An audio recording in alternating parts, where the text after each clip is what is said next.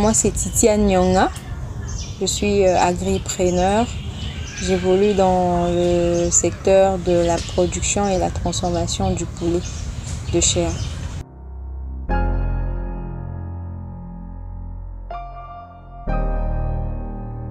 Alors, le milieu professionnel, bon, ça fait depuis 2017, quand j'ai fini l'université, j'ai eu la grâce d'être salariée quelque part dans une ONG de la place.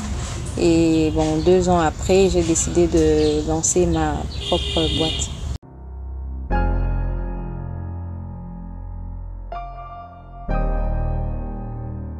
Ok, des difficultés, il y en a toujours, surtout en tant que jeune et puis femme.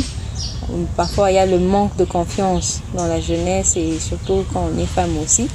Mais sinon, la manière dont je les ai surmontées, j'ai travaillé sur moi-même et de façon à développer mes performances afin d'attirer,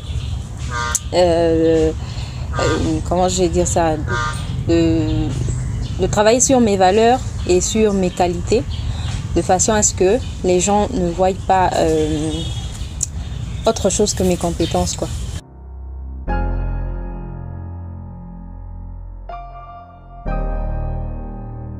C'est pas facile, déjà on a le cliché, quand on voit une femme, on pense que quand elle entreprend, elle est un peu, je peux dire, si je peux utiliser le terme, en l'air, ou soit elle n'est pas stable, surtout quand elle est célibataire.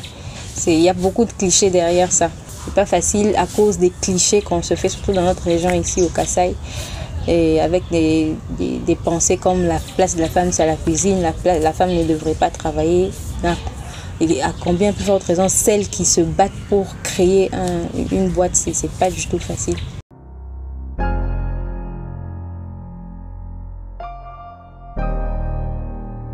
Ok, alors c'est une très longue histoire, mais je vais essayer de paraphraser. Bon, quand j'étais dans le domaine dans le salariat, quand j'étais employée, je travaillais, mais je ne me sentais pas à ma place. Parce que pour moi, j'avais besoin d'accomplir quelque chose de différent. C'était un peu comme une vision qui me dérangeait. Je me sentais appelée à exécuter quelque chose. Et je rêvais, moi, d'être quelque part dans une grande ferme avec mes animaux et tout. Contrôler surtout le secteur de l'alimentation. Parce que manger, c'est un besoin qui ne va jamais disparaître. On aura toujours besoin de manger.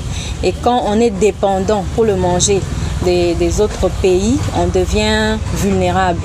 Alors c'était comme une révolte et aussi une obstination pour travailler pour notre pays et notre continent et tout ça. Alors c'est là que j'ai décidé d'arrêter de travailler, parce qu'en tout cas je ne me sentais pas à ma place. J'ai décidé d'arrêter de travailler pour le compte des autres personnes et de mettre mes compétences pour moi-même d'abord, ensuite pour la société dans laquelle on se retrouve. Et après, comme j'ai démissionné, certainement, après ma démission, l'argent que j'avais mis de côté, je me suis servi de cette somme pour lancer ma première production de poulet de chair.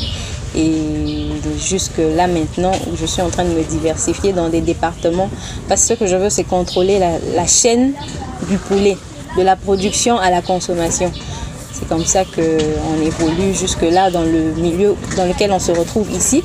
C'est le département de l'entreprise qui sert à vendre les produits de notre ferme aux consommateurs directs, ceux qui aiment manger le poulet, qui peuvent se retrouver ici. Et voilà.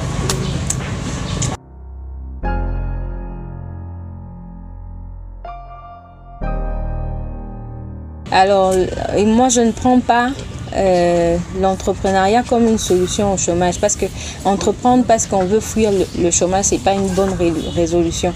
L'entrepreneuriat, ça doit être une passion, une envie de contribuer au développement de son pays.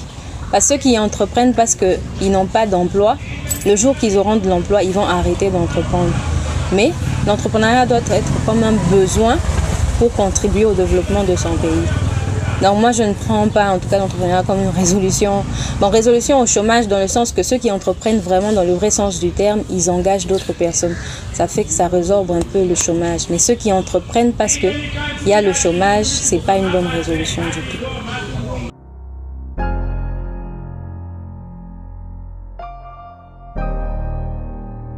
Alors, en tout cas, les collègues de service, bon là je suis dans le domaine de l'entrepreneuriat, mais quand j'étais dans le milieu vraiment professionnel avec les collègues de service, alors ils me faisaient confiance parce qu'ils avaient confiance en mes capacités, en mes compétences.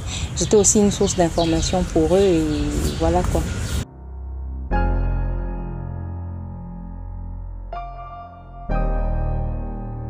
Ok, bon, pour le moment, je suis encore célibataire, ça veut dire que je vis encore chez mes parents. Mais bien qu'étant chez les parents, il y a certainement certaines tâches et on a des aides, si on peut dire ça, domestiques.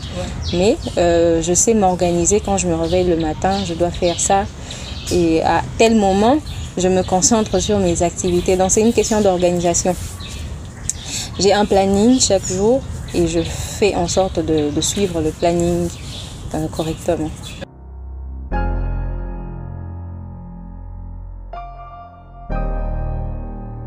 Alors, pour moi, c'est un débat dépassé parce que dans le monde actuel, le monde dans lequel on vit, c'est un monde très compliqué. On devrait tous s'entraider parce qu'on a tous les mêmes...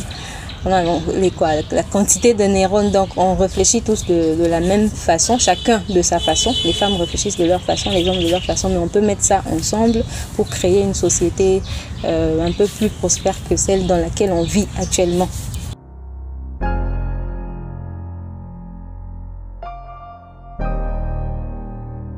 Oui, je suis favorable à la candidature des femmes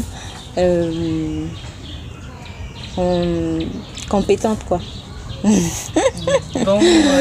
Compétente parce que c'est pas un problème de homme ou de femme. Moi c'est plus un problème de compétence. Donc que vous soyez homme ou femme, moi je suis favorable à la candidature des hommes, des femmes compétentes.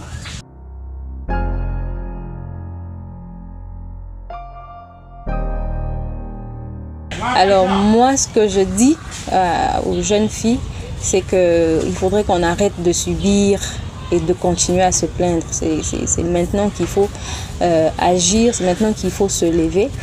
On a tous la capacité de faire... on a tous 2 bras, 2 pieds, une tête. Donc on peut... j'aime pas trop ces différences-là qu'on fait métier des hommes, métier des femmes. Tant que c'est un métier qui peut vous permettre d'être autonome, il est grand temps de le faire et c'est maintenant qu'il faut le faire.